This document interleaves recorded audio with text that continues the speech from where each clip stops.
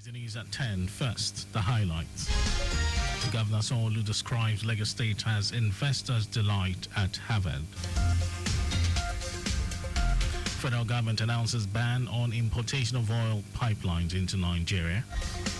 And the foreign United States president signs controversial order to boost the deep sea mining industry.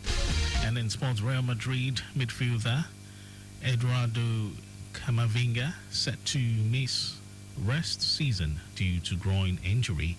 And now the details. I am Mike James.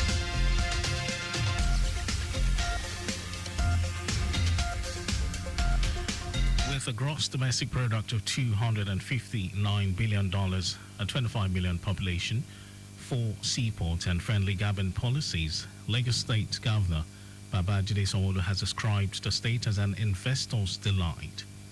Governor Sanwo-Olu stated this at Harvard Business School while speaking on building the future Lagos State infrastructure-led transformation. The governor was a guest in foremost Nigerian investment banker and businessman Professor Hakeem Bello Osage's course, Understanding Africa, Business, Entrepreneurship, Political Economy, and the Complexities of a Continent. In a statement signed by the Commissioner for Information and Strategy, Gbenga Omotosho, Governor Sanwo-Olu said Lagos is a place where people come in without anything and become somebody and a business and commercial powerhouse. For the governor, it was an opportunity to share Lagos' bold vision and its tangible strides in transportation, housing, innovation, and industrial growth.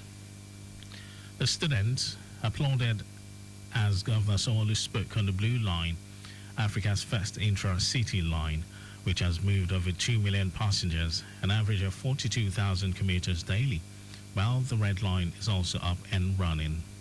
He talked about a new airport on the Lekki-Ekpe Expressway and that work is set to begin on the Green Line, which will connect that part of the state to Lagos Island.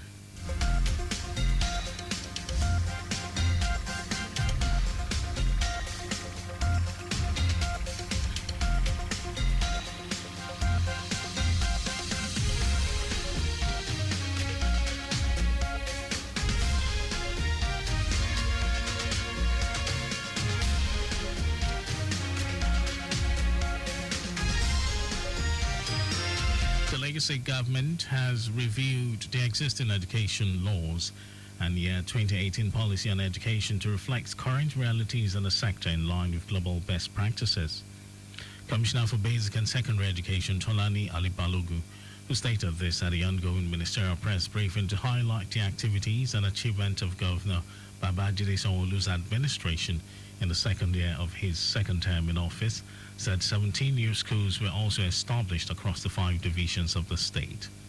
Ali Balogun noted that the Office of Education Quality Assurance has been charged to be more effective in discharging its statutory responsibilities and forward on colored reports of cases to truancy, sexual molestation, absenteeism, negligence to duty, and all untoward conduct on the part of teachers who will face the full wrath of extant law. Aware of inadequacies of furniture in some schools, we are making great efforts in making sure that those furnitures are available. One thing is we have lost maintenance culture. Each principal of the school is being given 250,000 each month to carry out smaller things such as furniture repairs and the rest. So we expected that also from the school system to augment what the state is doing. But we provide that where we don't have none. The Commissioner said in the year under review, the innovative ECO-STEAM program was launched to foster interest and skills development in science, technology, engineering, arts, mathematics among students, while through the Special Committee on Rehabilitation of Schools, has so far rehabilitated 386 schools. Ali Balogun stated that the Sanwo-Olu administration also paid over 1.5 billion naira as year 2024 WAEC fees of SS3 students across public secondary schools in the state. According to him, their Cool Learners Support Initiative has also been designed to broadcast a head start of 320 lessons in 10 different subjects: English, mathematics, physics, chemistry, biology, economics, government, history, literature in English and Yoruba on Lagos television and other school media programs, with proficient teachers who were painstakingly recruited through a thorough and rigorous screening process. Our correspondent Ajola Akindele quotes the commissioner as saying that the state participated in various education competitions across the country, including the 2024 edition of the 774 Young Nigerian Scientist Presidential Award, Junior Engineers, Technicians and Scientists, JETS World Robotics Competition, among others.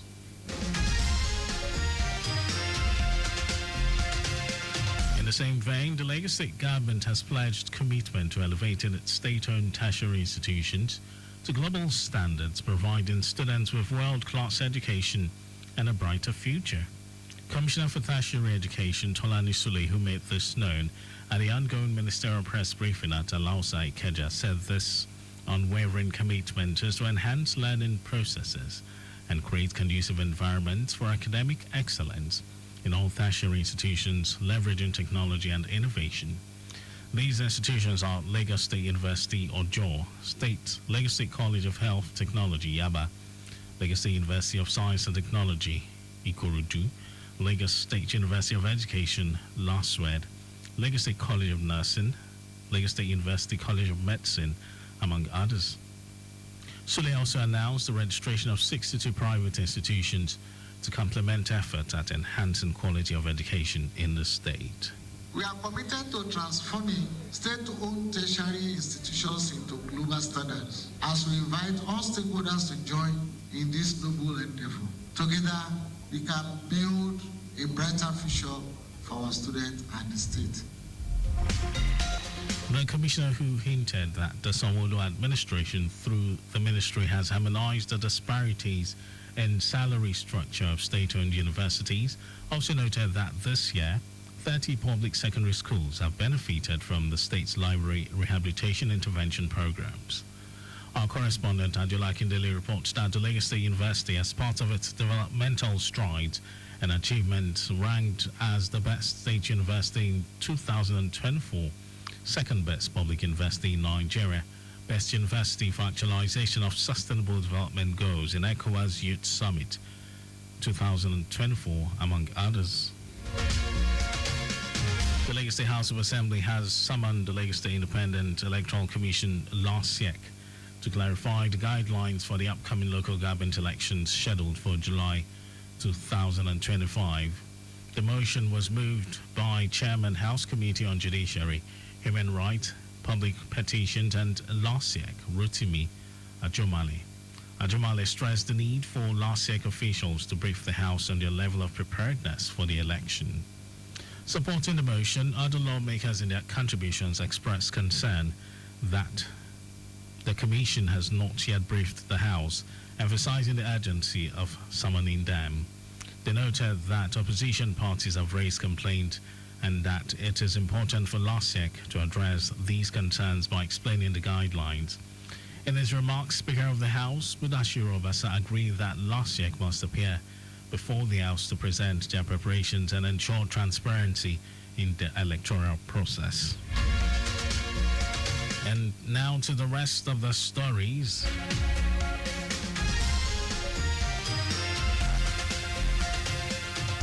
The federal government has announced a ban on the importation of oil pipelines into Nigeria.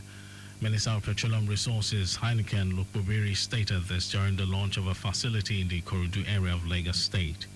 Lukbobiri urged the Nigerian Content Development and Monitoring Board not to give waivers for the importation of Chinese pipelines any longer. He maintained that Nigeria can easily produce 3 million barrels of oil per day, but the challenge is that the pipelines are old. Lukbobiri added that the federal government will continue to support industries to grow so that it can retain their value in country.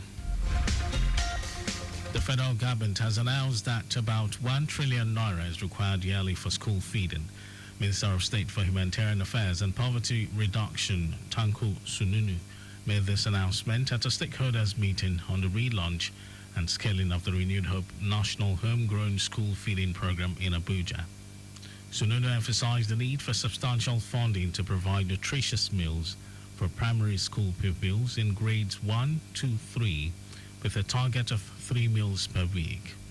Also speaking, the National Coordinator, National Social Investment Programs Agency, Badamasi Lawal, added that the agency aims to identify collaborative pathways that will strengthen and sustain the program's goals in alignment with the Sustainable Development Goals, particularly in eradicating hunger, ensuring quality education, and alleviating poverty. And now to foreign news. United States President Donald Trump has signed an executive order to expand the controversial but financially lucrative practice of deep-sea mining in a bid to lock down U.S. access to critical minerals and metals beneath the seabed. The order, which Trump signed in private, seeks to jumpstart the mining of both U.S. and international waters as part of a push to offset China's sweeping control of the critical minerals industry. President Trump said the country has a core national security and economic interest in maintaining leadership in deep-sea science and technology and seabed mining resources. The order directs the U.S. administration to expedite mining permits under the Deep Sea Bed Hard Minerals Resource Act of 1980 and to establish a process for issuing permits along the U.S. Outer Continental Shelf. It also orders the expedited review of seabed mining permits in areas beyond the national jurisdiction, a move likely to cause friction with the international community. And over to sports news. Real Madrid midfielder Eduardo Camavinga is set to miss the rest of the season after he was diagnosed with a groin injury. The French international sustained the injury during Real Madrid's 1-0 win over Getafe in the La Liga. According to Madrid, tests carried out on Eduardo by the Real Madrid medical services show he has been diagnosed with a complete rupture of the left adductor tendon. Camavinga will miss the Copa del Rey final on Saturday against rivals Barcelona, as well as Madrid's final 5 league games as they try to avoid the Catalan leaders. He may also miss the Club World Cup this summer in the United States, with some reports suggesting he will be sidelined for 3 months. The 22-year-old has struggled for form this season at Madrid after playing an important role in their conquest of a La Liga and Championships League double last year. That was our news at 10. Just before we go, use the walkway where available to avoid accidents. You can follow us and like all our various social media platforms. X, Traffic Radio 961. Facebook, Lagos Traffic Radio 96.1 FM. Instagram, Lagos Traffic Radio 961. Subscribe and watch our news and programs. It's live on YouTube, Traffic Radio 9609. You can also visit our website at www.trafficradio961.ng. Did you know that the Sanwo-Olu administration initiated 500 hectares rice farm technology intervention project? Well, you can get more details. It's on the Lagos State Government website. And to end the news, here are the highlights of the major stories. With a gross domestic product of $259 billion, a 25 million population, 4 seaports and friendly government policies, Lagos State Governor Babajide Sanwo-Olu has described the state as an investor's delight. The federal government has announced a ban on the importation of oil pipelines into Nigeria. And we also told you that United States President Donald Trump has signed an executive order to expand the controversial but financially lucrative practice of deep-sea mining in a bid to lock down U.S. access to critical minerals and metals beneath the seabed. In sport, Real Madrid midfielder Eduardo Camavinga is set to miss the rest of the season after he was diagnosed with a groin injury. And for contact with the newsroom, send a message to info@trafficradio961.ng. That ends the news broadcast. It was compiled by Mojid Ololade. Thank you for listening, Lagos. My name is Mike James. Good morning to you. 6.1 FM.